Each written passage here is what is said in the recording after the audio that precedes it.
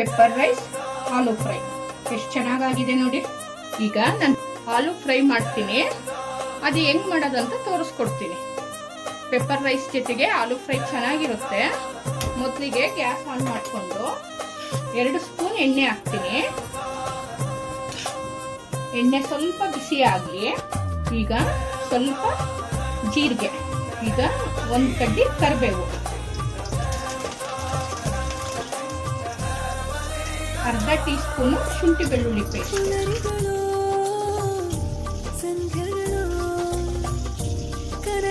ಅರ್ಧ ಸ್ಪೂನ್ ಖಾರದ ಪುಡಿ,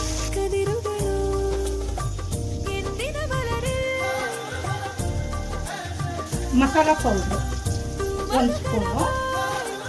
ಇದು ಹಾಕ್ಬಿಟ್ಟು ಲೋ ಫ್ಲೇಮಲ್ಲಿ ಚೆನ್ನಾಗಿ ಫ್ರೈ ಆಗಬೇಕು. ಶುಂಠಿ ಬೆಳ್ಳುಳ್ಳಿ ಹಸಿ ವಾಸನೆ ಎಲ್ಲ ಹೋಗ್ಬೇಕು. ರುಚಿಗೆ ತಕ್ಕಷ್ಟು ಉಪ್ಪು ಹಾಕ್ತೀನಿ. ಇದೆಲ್ಲ ಚೆನ್ನಾಗಿ ಫ್ರೈ ಆಯ್ತು. ಇವಾಗ ಬೇಯಿಸಿಟ್ಕೊಂಡಿದ್ದೀನಿ ನಾನು ಆಲೂಗಡ್ಡೆನ, ಅದನ್ನ ಹಾಕ್ಬಿಟ್ಟು ನೀಟಾಗಿ ನಿಧಾನಕ್ಕೆ ಫ್ರೈ ಮಾಡ್ತೀನಿ.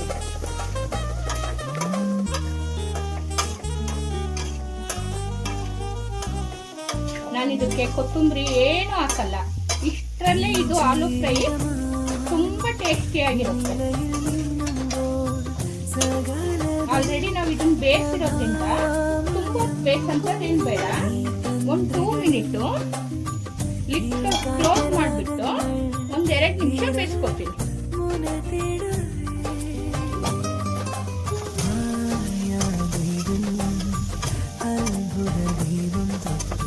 ನೋಡಿ ಎಷ್ಟು ಚೆನ್ನಾಗಿದೆ.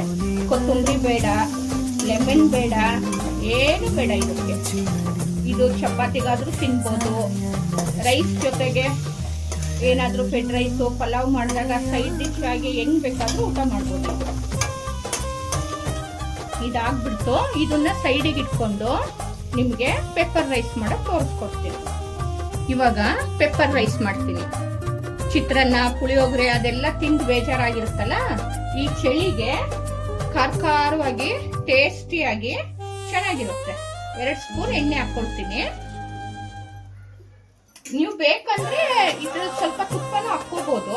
ನಾನು ಸ್ವಲ್ಪ ಎಣ್ಣೆ ಹಾಕ್ಬಿಟ್ಟೆ ಮಾಡ್ತೀನಿ. ಮಕ್ಕಳಿಗೆ ಯಾರಿಗಾರ ಕೊಡೋದಾದ್ರೆ ತುಪ್ಪ ಹಾಕ್ಬಿಟ್ಟು ಕೊಡ್ಬೋದು. ಸ್ವಲ್ಪ ಎಣ್ಣೆ ಕಾದ್ಮೇಲೆ ಜೀರಿಗೆ ಹಾಕ್ತಾ ಇದ್ದೀನಿ. ಜೀರಿಗೆ ಹಾಕಿದ್ಮೇಲೆ 1 ಕೆಂಪು ಮೆಣಸಿನ್ಕಾಯಿ, 1 ಹಸಿ ಮೆಣಸಿನ್ಕಾಯಿ ಇಟ್ಕೊಂಡಿದ್ದೀನಿ, ಅದನ್ನು ಹಾಕ್ತೀನಿ. ಅದು ಚೆನ್ನಾಗಿ ಫ್ರೈ ಆಗ್ತಾ ಇದ್ದಂಗೆ ಚಿಕ್ಕದಾಗಿ ಹೆಚ್ಚಿರೋದು ಬೆಳ್ಳುಳ್ಳಿ ಹಾಕಿದ್ದೀನಿ. ಈ ಗ್ಯಾಪಲ್ಲಿ ಜಜ್ಜಿಬಿಟ್ಟು ಹಾಕೋಬಹುದು. 1 ಸ್ಪೂನು ತುರಿದಿರೋ ಶುಂಠಿ. ಈಗ ಒಂದು 8-10 ಗೋಡಂಬಿ ಹಾಕೊಳ್ತೀನಿ. ಗೋಡಂಬಿ ಚೆನ್ನಾಗಿ ಫ್ರೈ ಆಗಿ 1 ಹಿಡಿಯಷ್ಟು ಈರುಳ್ಳಿ ಹಾಕೊಳ್ತೀನಿ. ಈರುಳ್ಳಿ ಜಾಸ್ತಿ ಹಾಕಬಾರ್ದು ಇದಕ್ಕೆ, ಪೆಪ್ಪರ್ ಫ್ರೈಗೆ ಸ್ವಲ್ಪನೇ ಇರಬೇಕು. ಬೇಕಾದ್ರೆ ನೀವು ಕಡಲೆಬೇಳೆ ಹಾಕೋಬಹುದು, ನಾನಿಲ್ಲ ಹಾಕಿಲ್ಲ. ಹಂಗೆ ನನ್ನ ಚಾನಲ್ನ ಸಬ್ಸ್ಕ್ರೈಬ್ ಆಗಿ. ಇದಕ್ಕೆ ಸ್ವಲ್ಪ ಉಪ್ಪು ಹಾಕೊಳ್ತೀನಿ. ನಮ್ಮ ರೈಸಿಗೆ ನೋಡ್ಬಿಟ್ಟು ನಾವು ಸ್ವಲ್ಪ ಉಪ್ಪು ಹಾಕೋಬೇಕು. ಸ್ವಲ್ಪ ಗೋಡಂಬಿ ಕಲರ್ ಚೇಂಜ್ ಆಗಬೇಕು. ಇವಾಗ ನಾನು ಅನ್ನ ಮಾಡಿಟ್ಕೊಂಡಿದ್ದೀನಿ ನೋಡಿ, ಎಷ್ಟು ಉದುರಾಗಿದೆ. ಈ ಅನ್ನನ ಹಾಕೊಳ್ತೀನಿ. ಚೆನ್ನಾಗಿ ಬಿಸಿ ಆಗಲಿ. ನೀಟಾಗಿ ಎಲ್ಲ ಕಲಿಸ್ಕೊಂಡ್ಮೇಲೆ ಈಗ ನಾನು 1 ಸ್ಪೂನು ಪೆಪ್ಪರ್ ಹಾಕೊಳ್ತೀನಿ. ಪೆಪ್ಪರ್ ರೈಸ್ ಆಗಿರೋದ್ರಿಂದ ಪೆಪ್ಪರ್ 1 ಸ್ಪೂನ್ ಹಾಕೊಳ್ತೀನಿ. ಹಾಕೊಂಡ್ಬಿಟ್ಟು ಚೆನ್ನಾಗಿ ಬಿಸಿ ಮಾಡಬೇಕು. ಚೆನ್ನಾಗಿ ಬಿಸಿಯಾಗಿದೆ. ಈಗ ಲಾಸ್ಟಿಗೆ